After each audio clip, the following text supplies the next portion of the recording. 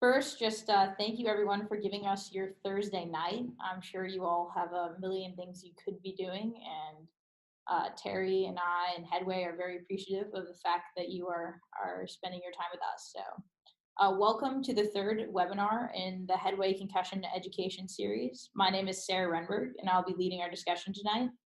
Tonight's webinar, Thinking Outside the Brain, the Neck and Concussion, highlights an issue we at Headway feel is a sadly overlooked but crucial component to the concussion process. We are lucky enough to have Dr. Terry Moore joining us this evening. Terry is a neuromuscular and cardiovascular physiologist and the developer-founder of MyoWorks Concussion Treatment. He has been in clinical practice since 1988, specializing in chronic pain and post-concussion syndrome. Terry has a clinical practice in Guelph, Ontario, Canada, where the MyoWorks concussion treatment is integrated into a multidisciplinary clinic with physiotherapists and kinesiologists. Terry's publications range in the areas of muscle physiology to chronic back pain, repetitive strain, and post-concussion syndrome. Before we get started, just some things about the webinar itself. I will be leading the discussion for about 30 to 40 minutes, and then we'll open up to Q&A from the audience. Everyone who's online, as opposed to on the phone, should see a Q&A feature at the bottom of their screens. You can type your questions there as they come up throughout the presentation, and we'll address them at the end. I know some of you have already emailed me your questions, and so I already have those, so there's no need to enter it twice, and we'll try and get through as many as possible. And the more participation, the better. Obviously, we want to tailor our presentation to our audience. So with that, I hope you enjoy it. So Terry, thank you for being here. Our first question is, how is the neck affected by concussion? Well, first of all, thank you, Sarah. Thanks for actually inviting me. And hopefully this will give people a better understanding. The neck is basically the suspension system for the head and the brain. It should take the true impact and absorb it. And if anyone has ever been in a car whose shocks are gone, they feel like they're being rattled to death, which if you've had a concussion, I think everyone can relate to, because the brain feels like it's being rattled every time you take a step or move. So it's important that the muscles be able to be pliable. Dr. Cantu, quite a number of years ago now, did actually a couple of studies that were superb, showing that the strength of the neck correlated with the incidence of concussion. Now, I didn't know Dr. Cantu at the time, but at the same time, I was actually looking at people with chronic headaches, and nearly every one of them had had a concussion. They really suffered from post-concussion syndrome. Also, my personal history was suffering with post-concussion syndrome. So obviously an area that's near and dear to my heart. All of them had neck pain. And I thought, or they didn't always think of it, but if they moved their neck, they'd say, no, I don't have neck pain. But if they moved their neck or tried to stretch it, then they had pain. So most people experienced the pain, but some people said, no, that has nothing to do with it. And we're very adamant. It's in my head. Well, of course it's in your head. It's a concussion. But the neck always played a role when it came down to it. So if you take an impact, it's going to affect neck muscles and the trapezius, muscles at the back of the shoulders. They're all going to have a whiplash-like effect, and they're going to contract. However, muscles don't go into the brain. So everyone goes, well, that can't have anything to do with concussion. Years ago, actually when I first started, I already knew that, no, if muscles contracted, it gave you brain symptoms. It could most certainly, and first and foremost, give you severe headaches. But also, if certain muscles went into spasm, for instance, in your traps, it would cause your pectoral muscles contract, it would alter your posture, and everyone came in with a head forward posture. So much so that I started teasing people, oh, you have a post-concussion posture. The head forward, shoulders rounded, like this. But if those neck muscles are tight, or any muscles that attach around the base of the skull, it would affect the nerves in the brain, the cranial nerves that never exit the skull, or parts of it that don't exit the skull. But those very muscles could then trigger other muscles to contract. So it became a sequence of events. One muscle was tightened, which might cause another one to contract, which may activate the brain, causing a myriad of other ones to contract. So it caused a cascade effect until basically all the muscles were contracted. However, the person, since the brain was going to worry most about pain or dysfunction, the person's focus will be on all the symptoms in the brain, not necessarily the muscles. Most concussions occur with athletes. They're used to muscle pain. If you're afraid of muscle pain, you'd never play sports. I think you'll agree with that, Sarah, since you're a hockey player. Absolutely. No pain, no gain. And that is always the perception of an athlete. So people ignore that.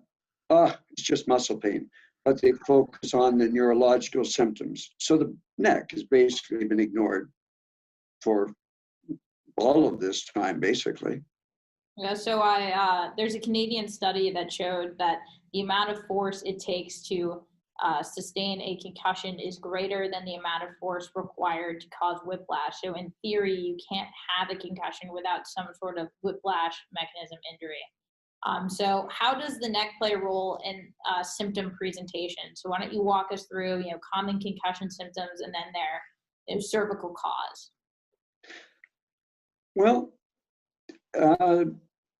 actually, the direction of impact it plays an enormous role. Now, everyone knows that inherently, but let's give it a little bit more in depth. So if you're going forward or backward, you're going to cause the muscle, the trapezius, that people know is the back of the shoulders, but people don't realize it actually extends to, attaches to the base of the skull. But up at the base of the skull, there's actually 4 layers of muscle. And you have to work your way through all 4 layers. Any one of those layers, if it's too tight, will compress the ones underneath. So it can cause compression of the vertebral arteries that go up the vertebrae. And it will, therefore, has the potential to reduce blood flow. Well, the brain's going to work very well. Absolutely not. Foggy, exhaustion. Memory is terrible. And by the way, a lot of our memory is actually visual memory. Well, that artery actually goes to the visual cortex. So how well do you think visual memory is going to work without adequate blood flow? By the way, how is the brain going to heal without adequate blood flow? Now, there are lots of studies on blood flow to the brain in concussions, but they typically have people lying down, so there's no gravity involved. So that is not normal life. We don't go through life lying on our back. So they're not terribly accurate for real life. But also, there's a nerve that goes through the tendons from the traps, and it causes pain to come up the back of the head, over the top into the forehead. I think most people here can relate to that. It can cause pain behind the eyes, a migraine. If it's at the side of the head, it can cause pain in the eyebrow, under the eye, in the jaw. So it causes many, many forms of headache, pain, and dysfunction. I have one lady who always says to me, I feel like I'm snarling at everyone. Now, I do have fun with that because I tend to be a bit of a tease. I've told her she really saves that snarl specifically for me, but she tells me that isn't true. But it causes enormous dysfunction. It affects the side of the neck. So if you fall sideways, well, that's going to affect the ears. That's going to affect the sensitivity of noise. But we are at the point where we don't even use the right terms for the most part, which makes it confusing. So what does sensitivity to noise really mean? Does it mean it's painful, which by the way is hyperacusis? Or does it cause an emotional response? That's misophonia. And by the way, they're treated completely differently. So we're not even describing it very clearly at all. And poor memory, what does that mean? Does it mean you just can't remember? Or does it really mean you can't concentrate? So you can't concentrate enough to remember. But those are caused by different muscles, different nerves. So we have to define the symptoms of concussion a great deal better than we do at this time. And we really don't do a good job at it. And it leads to a lot of confusion. So you mentioned or you referenced ear issues and also balance. So could you highlight specifically the vestibular system and then also like tinnitus or tinnitus, however you say that? That's a toss-up on how to pronounce it. 6 of one, half dozen of the other. Tinnitus or tinnitus usually is caused by hearing loss of certain frequencies. That is rarely the case with concussion. It is usually caused by the innermost layer of those 4 layers of muscle at the base of the skull. So that is called the rectus capitis posterior minor. If it is tight, or one of the muscles on top of it is tight, compressing it, it will result in tinnitus. But those muscles go over top of the basilar artery too, the vertebral arteries. So that means they're probably going to be foggy at the same time and have a poor memory. So you actually look for clusters of symptoms, and that will define more readily what the person suffers from. Yeah, I remember when I went to see you after doing a quick neck eval, you were able to be like, you're feeling this, this, this, and this, and you hit it on the head. So if I have all these symptoms, how does the neck play a role in symptom management and ultimately recovery? Well, what I've spent my time doing is basically documenting which muscles cause very specific symptoms. So you can break it down to, if you have hyperacusis, it's this muscle. If you have misophonia, it's this muscle. If you have a headache or you're foggy, these are the exercises you need to do. I want to break it down so that for each symptom, and there's ones that actually control the eyes. They're muscles in the neck that control the nerves to the eyes. So I'm a big proponent, by the way, of vision therapy. But you have to get the nerves to the muscles functioning properly to get the maximum result of vision therapy. A colleague of mine who actually taught at the optometry school near here actually found that if you fix the neck first, it reduces the vision therapy time by 50%. And in fact, many people cannot get the vision fully corrected if you don't correct the nerves first. People are unaware of that. So they know some of the muscles, but not quite in enough depth. It has to be in more depth than what is being used at this time. So say the person has trouble concentrating. You have to know what muscle that is. And fatigue. Okay, when you say fatigue, everyone assumes the person isn't sleeping well. And some people don't. They are wide awake, or they wake many times, or they don't go into the right stages of sleep, the stages of sleep that allow muscles to relax. If you don't go into the right stages, you wake up in the morning incredibly tight, and you feel like you lost all the work you did the day before. But that doesn't mean it couldn't be the blood flow at the base of the skull either. That will cause fatigue. So we have to start defining these better, but you have to know which muscles affect which nerves or arteries. So I'm sensing that increased blood flow is how you get the muscle to relax, which in turn alleviates the symptoms. So how would one increase blood flow? To increase blood flow, you need to actually activate the muscle. You need it to be contracting. That's in general terms. There are other ways, but let's say that's the most common way. But it doesn't mean you just try and build strength. Physical therapy is like everything else, they're trendy behaviors. And right now it's push strengthening, push strengthening, push strengthening. Before it was stretch, stretch, stretch. It's actually, like most things, there has to be balance. But you have to activate a muscle to increase the blood flow so that it can stretch. And then you must be able to rebuild the endurance. Strength comes back very, very quickly, especially in athletes. But the endurance takes a long time. The longer a person has suffered from a concussion, the longer the fibers have been locked so that they literally couldn't function. So people will have lost enormous endurance. And they're always surprised when the muscles relax, they're shocked at how little endurance and strength they actually have. They've been kept in place by muscle spasm. Also, the longer they're in spasm, the more the brain learns to keep the muscles at a shortened length. So you actually have to keep stretching to re-educate the brain to allow the muscles to stay lengthened.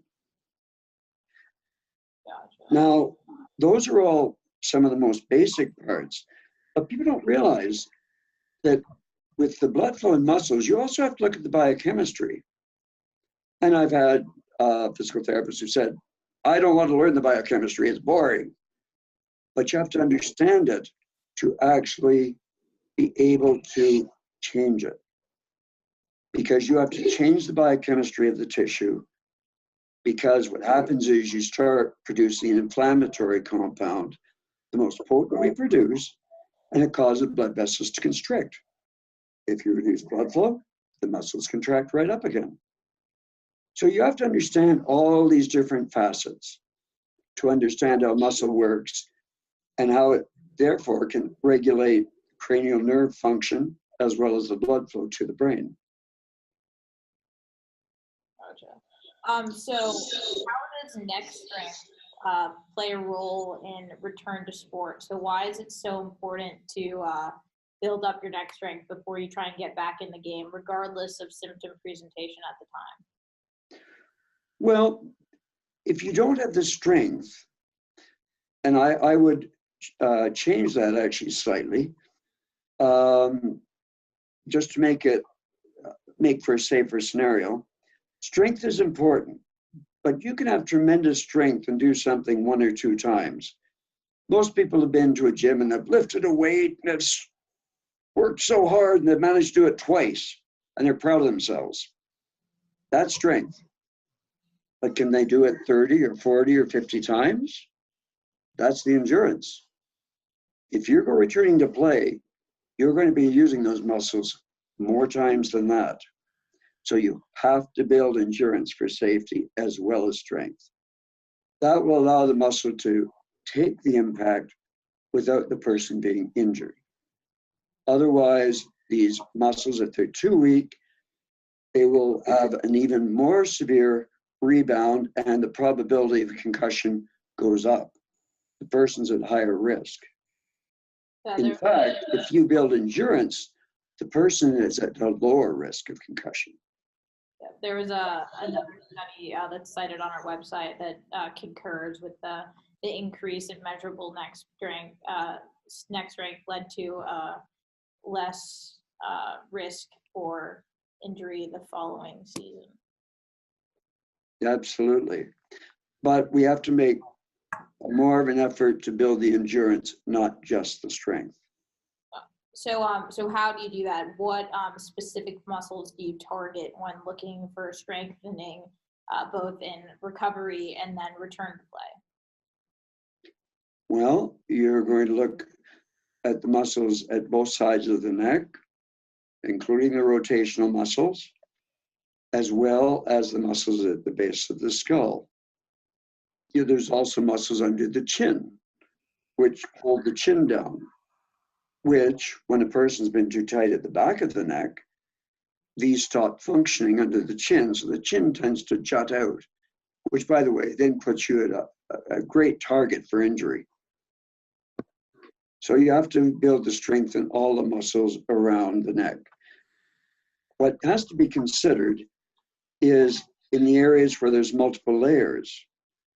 If you do not get all the muscles, all the layers of muscles to relax, you will end up only strengthening the superficial muscles. Now, granted, they're large muscles, but for greatest safety, you need to strengthen all through the various layers of muscle. And that is more challenging, but to really put person in a safe position, that's what's required. And the last question before we open up to the audience Q&A, so this is the target for submitting questions. Last one is, how does neck strength play a role in prevention? So for athletes who are in their sport, haven't necessarily had an injury, what should they be doing to help prevent injury? To the coaches online, sort of where should they turn to get guidance on neck strengthening as a preventative measure? Well, I would say the athletic therapist and the physical therapist are your best resource for building the strength. Gyms are all right, but you never really know the person's level of education and understanding of it, because there are certainly neck strengthening exercises in the gym, which are frequently given out, but it doesn't necessarily target all of the correct muscles that are required. So I would suggest your athletic therapist and your PT. It's going to give you the strength, so if there is a blow, that your neck will be able to absorb the impact and it won't transfer as much force to the brain. Because remember, if any concussion, the brain moves within the skull. So if the brain moves, those same connections that go from the muscles to the brain, if the brain moves, it's pulling on those same connections to the muscles, and therefore it will also cause the muscles to go into spasm. So you want that impact taken by the muscle, not by the brain. It's a two-way street. So I love this question. I know. So what do you think about Botox and other form of injections for post-traumatic migraines? Oh, you slid that one in cleverly, Sarah. One of my pet peeves. Botox can be useful to eliminate symptoms. However, you're also paralyzing the muscles that cause the symptoms. So if you do so, you're going to lose more strength and endurance in the muscles, putting yourself at higher risk. Now, where the Botox can be useful is where person's been in so much pain they couldn't let themselves relax.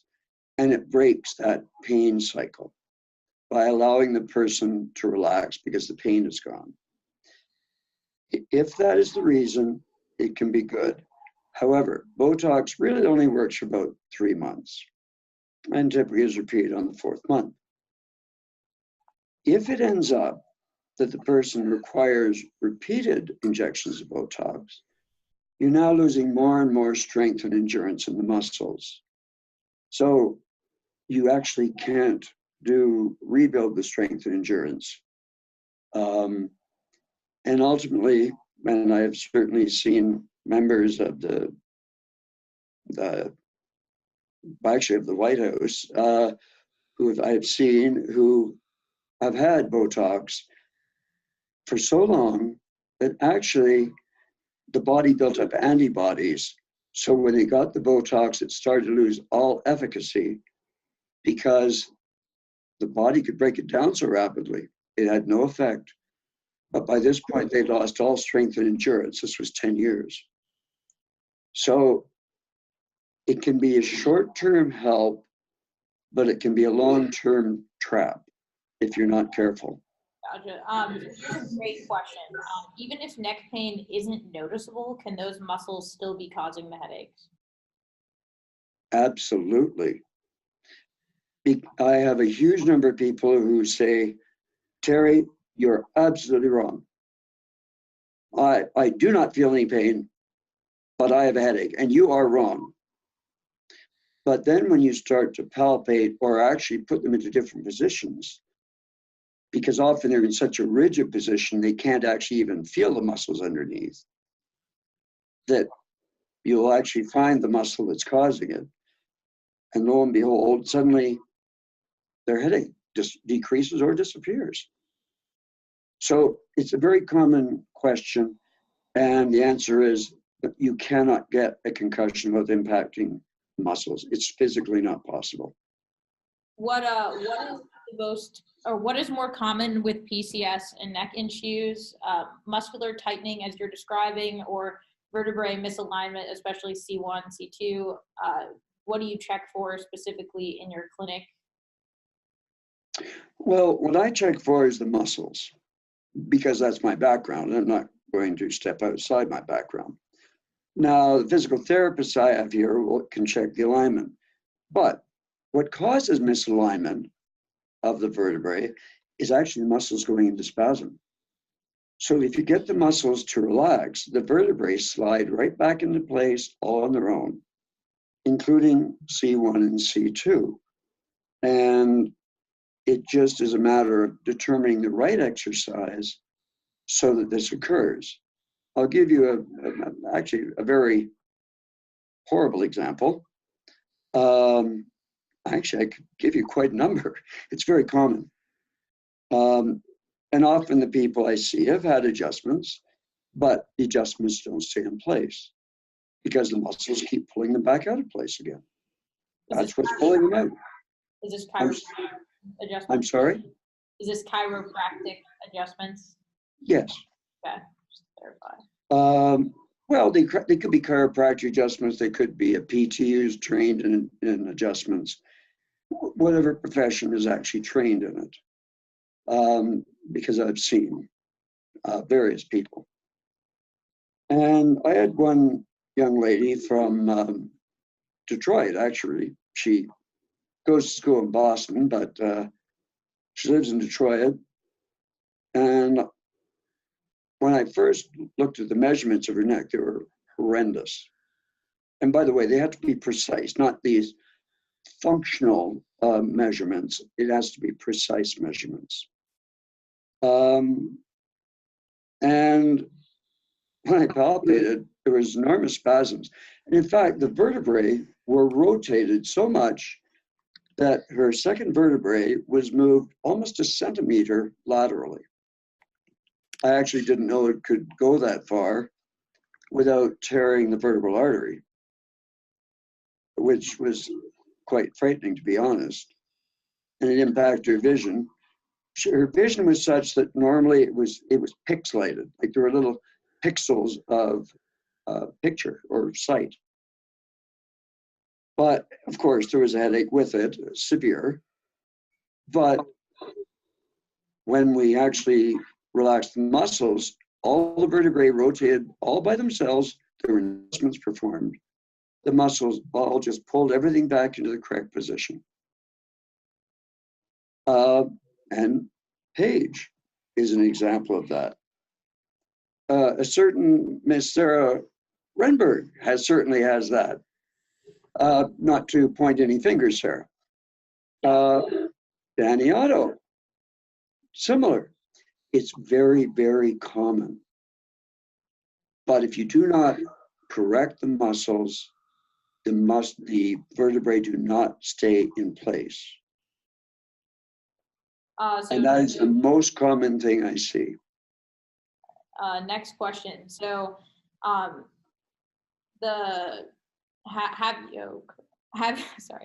have you noted that the neck muscles can be so spasmed that they actually pull on the skull plates, creating a ridge of the junctions of the plates? This will also impede concussion recovery due to the impact on the dura. The answer is absolutely yes. And because there are fascial connections, to the dura, I often see people who say, I talked about the pressure on the outside that you can get, but there's an attachment, for instance, at C2, second vertebrae, to the dura mater, which will pull on the dura mater and cause pressure inside the skull. And it'll affect actually cerebrospinal fluid movement. But the real issue is you have to release the muscles so the fascia lets go at the C2. So you reduce the internal pressure. But they're now finding many different fascial connections to the dura mater.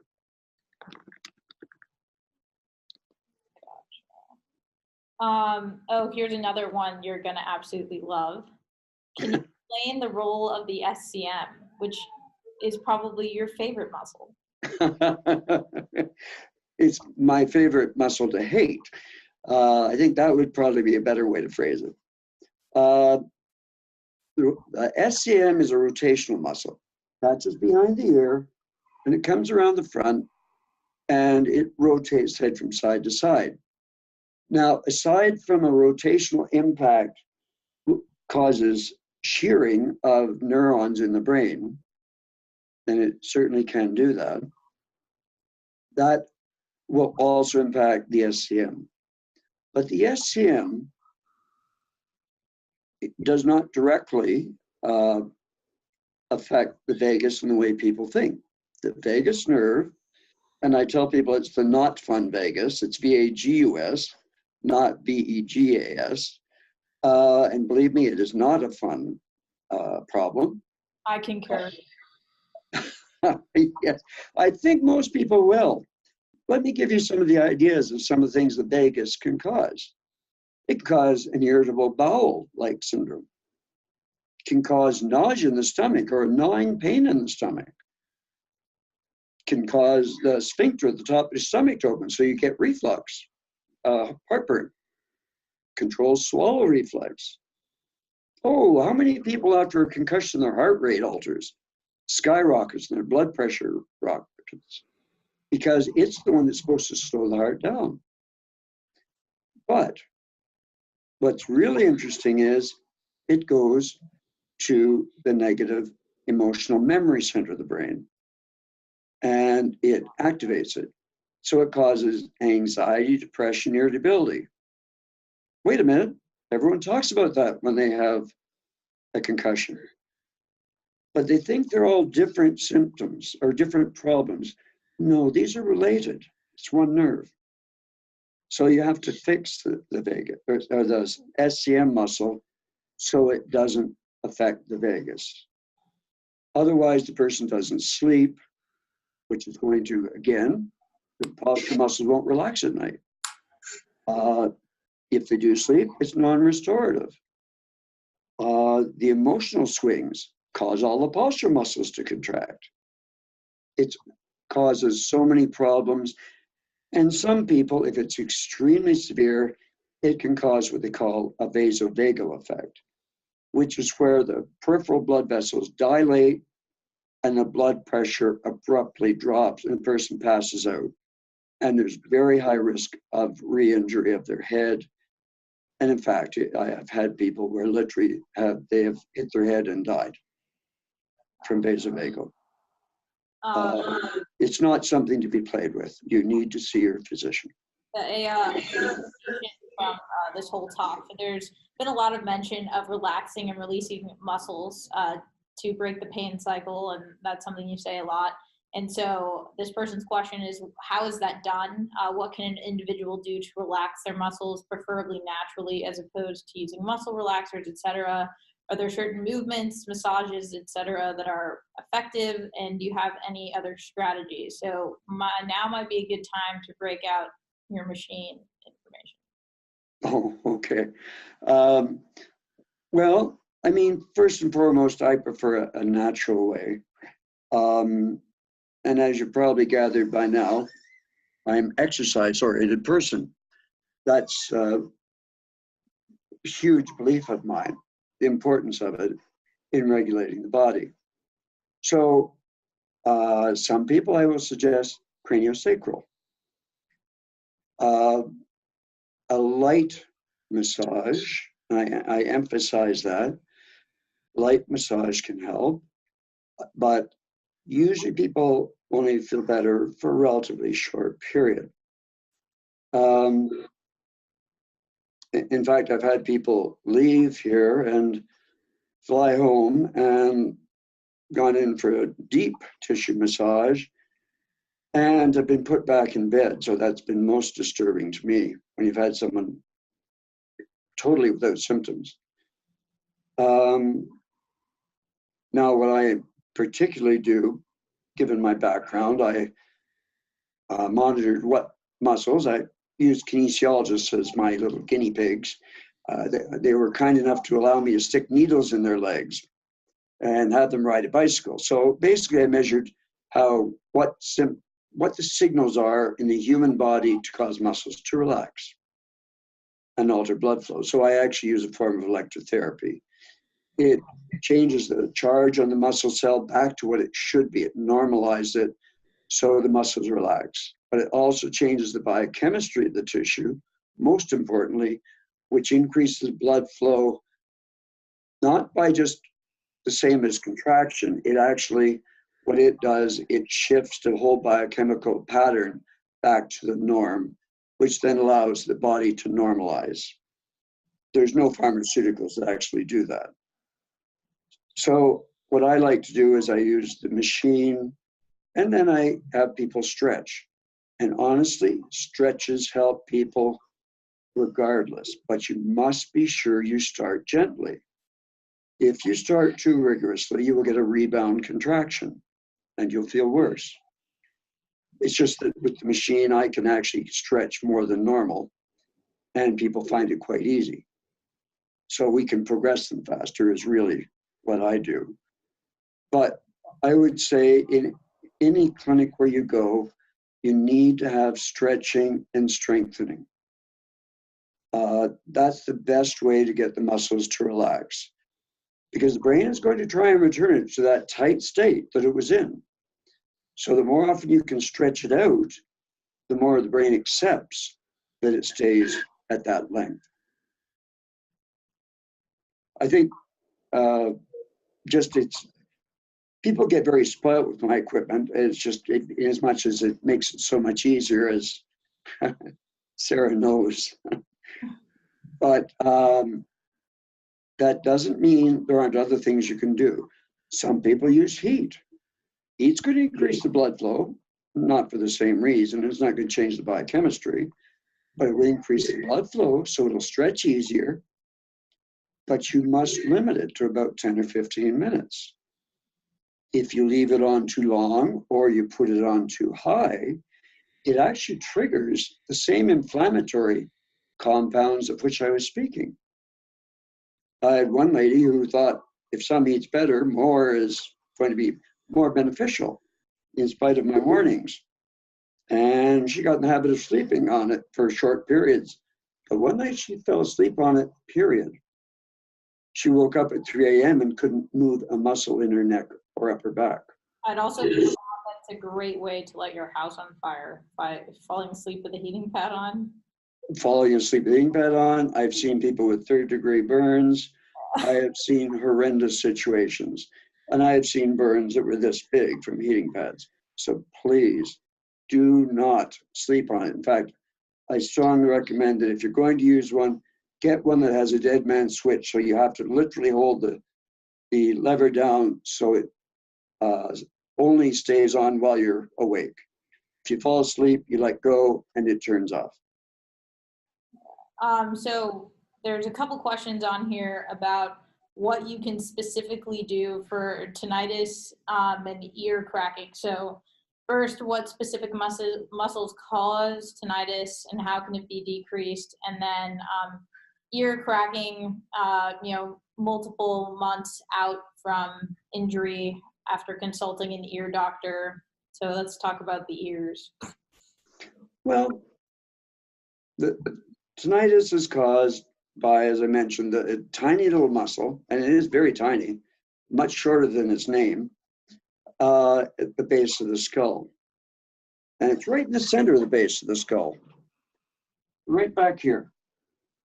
But you have to get through 3 layers of large muscles to get to it. So you have to get all of those stretched out before you can even get to that muscle. But then you can stretch it out and you can rebuild the endurance. And the tinnitus goes away. And it really doesn't matter.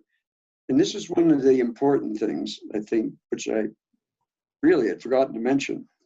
I've seen people up to 30 years later. One man who was injured at 22, I met him at 52. He introduced his name as, "Hi, I'm such and such, and I'm stupid." Well, that was quite an introduction. But this man had barely worked throughout his whole life. And he thought he was stupid because he couldn't think. He had such a fog. But after 30 years, he was so used to the fog, he just thought he was stupid. So you can imagine his self-image. And when he wasn't like that, he was on so much heavy medication for his migraines that he couldn't function anyways. His job was to sit on a stool and push a button, one button, all day long in a mine. And he could only work a few months a year, and then he was off again. He got completely better. He had all the symptoms of concussion, basically there are. He got completely better.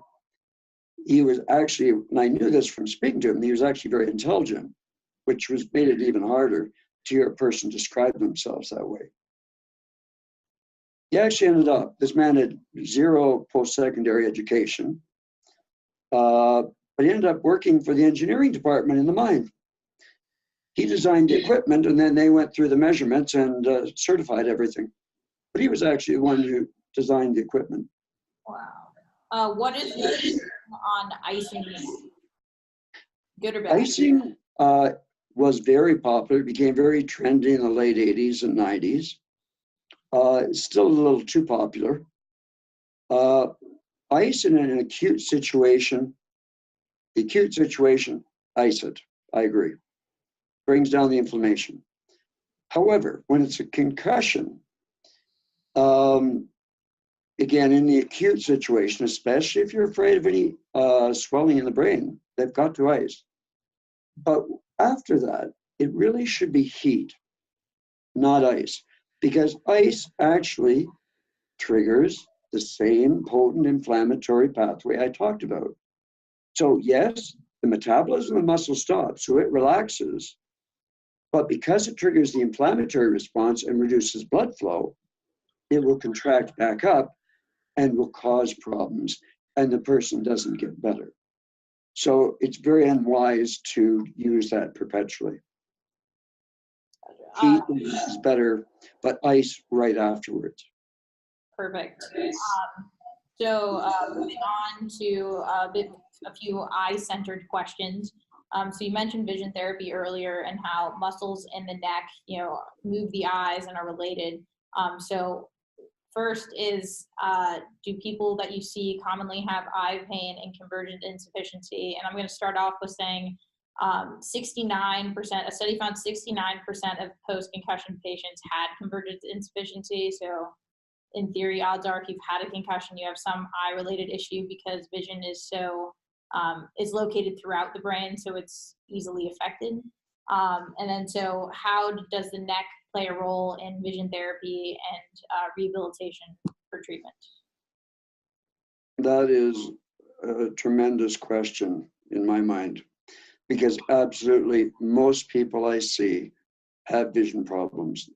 They walk in the door, their head is forward, their shoulders are rounded, and their eyes are askew.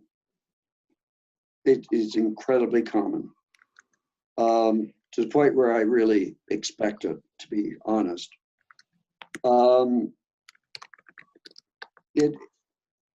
There's muscles in the neck that affect your ability of the eye to focus.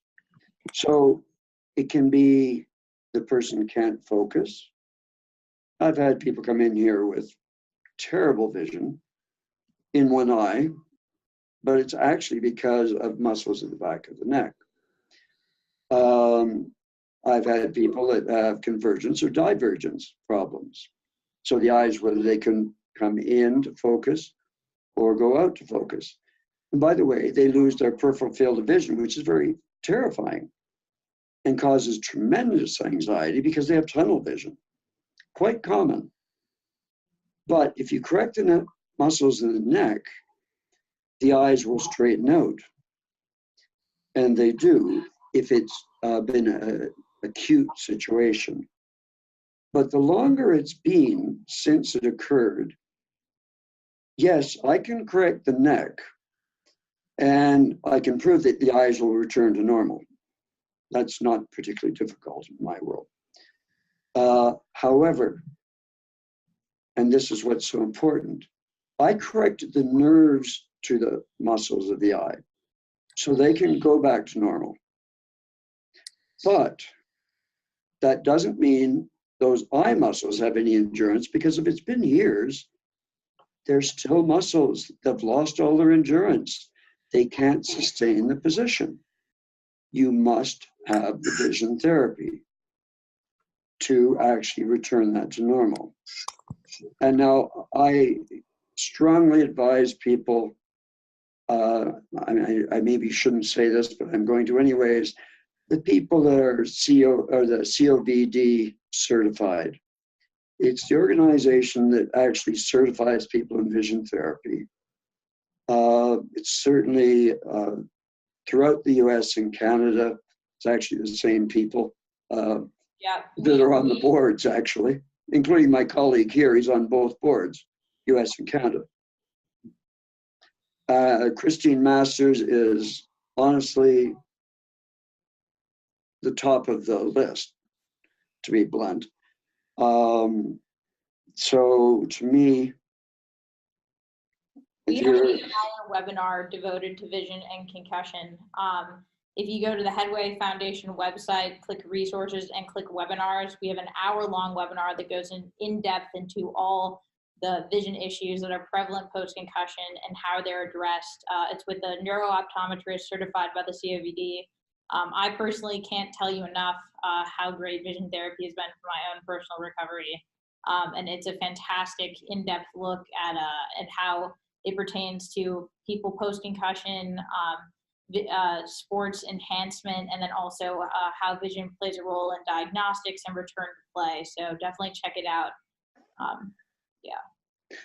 That actually makes me feel better, because I felt like I was giving a plug that maybe I shouldn't be, but that's my personal view as well. So thank you, Sarah. That's really good to hear. Yeah, Headway also links to the COVD website. So if you follow our resources page, you go to post-concussion syndrome and then vision, and it links to the COVD, and you can actually put in your zip code and it'll find a COVD certified vision therapist near you. And a lot of other professional groups are saying they do vision therapy. They are not COVD certified. Please, it's in your best interest to find someone who's COVD certified. It's particularly important for people's success. Yep, and so there's been an influx of questions involving prism glasses. So Terry's Terry's fantastic, but his realm really isn't in the vision neurooptometry world. If you watch our other webinar, there's tons of information on prisms versus neurooptometric rehabilitative therapy. And so I'm going to politely not answer any of those questions. Check out COVD, check out the other webinar. You can email Headway directly, but we're sort of getting away from the neck. Well, actually, it isn't completely, Sarah. So if you don't mind, I'll speak to it very, very briefly. Yeah. If you're using the prism glasses, it changes your whole posture. So actually, it pertains to how you hold your neck and your shoulders. So it actually makes it easier to do the rehab on the neck. At the same time, in doing the rehab on the neck, it actually allows the muscles to correct, which cause you to need the prism glasses. So in fact, if you address them at the same time, you'll find that you continually change the prism glasses and the person gets better much, much faster. So again, I'm a proponent. Excuse me. All right, next question. Where, probably going to lean towards our last-ish question. Where is the vagus nerve? So if you want to talk a little bit about how the vagus nerve, how do you relax the vagus nerve? It's affected by the cervical spine. Just briefly, so the vagus nerve, so vagus means something like spreading in Latin, so it actually goes pretty much everywhere, dropping down from your head. It can influence heart rate and blood pressure, digestion. So it does sort of spread everywhere. And some tricks that I've been told are like gargling water can help, and singing, humming can help strengthen the vagus nerve. Practicing heart rate variability with an app on your phone, and it can also be influenced with the cervical spine. So, Terry? Well, being a nerve, you actually can't strengthen it.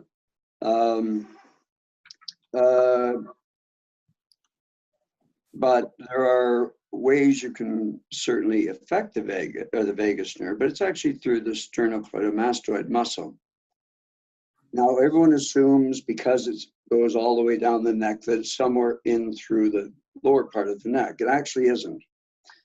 There's only one part of it that counts, and that is where it attaches to the skull. So if you can't address the SCM at the attachment to the skull, you won't have any real effect on it. Unfortunately, that's where most people try to address it, is lower in the neck. It's totally ineffective. So you really do have to watch where you're trying to address it. You've got to get that muscle to relax, you have to get it to stretch, and you have to rebuild the endurance. But it also, because it goes to the anxiety center, it actually will rev up while it's parasympathetic, because it's anxiety, it will trigger the sympathetic system as well. And by the way, there's bundled nerves in the back of the neck, up in the upper neck, that are the sympathetic ganglions. They're bundles of nerves. Now they're in the front of the spine, so the muscles can't impact those directly, but they affect the nerves that connect them, the interconnecting nerves between those ganglions. So again, it has a sympathetic activity. So that is part of why people have a racing heart. It may not be the vagus. You have to watch. I had one chap, part of it was his vagus was impacted, so he had just a staggeringly high heart rate. He was 29. And we could bring it down to a degree, to maybe 90 or 95 beats per minute, which is still ridiculously high. But when we then worked over the sympathetic ganglion and the interconnecting nerves, it would drop down to 70 or below. So that is part of what maintains the fight or flight. And it's the interaction of these nerves that is critical. It also explains part of the reason for the second impact syndrome, which is terribly important, and why the neck is so important. So I don't know, did that fully answer your question, Sarah? I mean, I think so. Yeah. So the actual last question, and this time I mean it, is from actually a previous patient of yours, and she wants you to elaborate on the pituitary hormones and the TBI connection, because you're connecting the neck to this helped her. Oh, actually, I'm very glad this individual brought that up. It's particularly important, because if you're affecting the blood flow, the vertebral artery, basal artery, it actually goes up, and it's the blood flow for the pituitary, which then releases the different factors that triggers the release of hormones. So you'll often see testosterone levels plummet in males to the point where they maybe don't even have any testosterone being produced. I had one chap, I saw him 13 years after his car accident. He produced zero testosterone. And he was being supplemented to help, because you need the testosterone to increase blood flow and reduce inflammation. But that's good. But as he got better, suddenly he started having rages, which didn't make sense. But his neck was really doing well. So he went back to the doctor. Because we restored the blood flow, he now produced normal levels of testosterone, but because they were supplementing, he had double the normal levels of testosterone. But really, if your issues at the back of your neck and base of your skull, you really should be checked to find out what the optimum levels of hormones are, because that could be anything from the thyroxine or the thyroid levels, testosterone, estrogen, progesterone. So you really need to be screened. Keeping in mind that the normal levels is a hugely broad term. You want to speak to someone who looks at what are the optimal levels. But hormone levels nearly always go off when someone has a severe concussion that impacts the base of the skull. All right. That brings us to the end of our hour-long webinar. So real quick, Terry Moore runs the MMTR Physiotherapy Clinic in Guelph, Ontario. If you have specific questions pertaining to your case or how he might help you, this is his phone number, 519-837-0701. So you can contact his office with specific questions.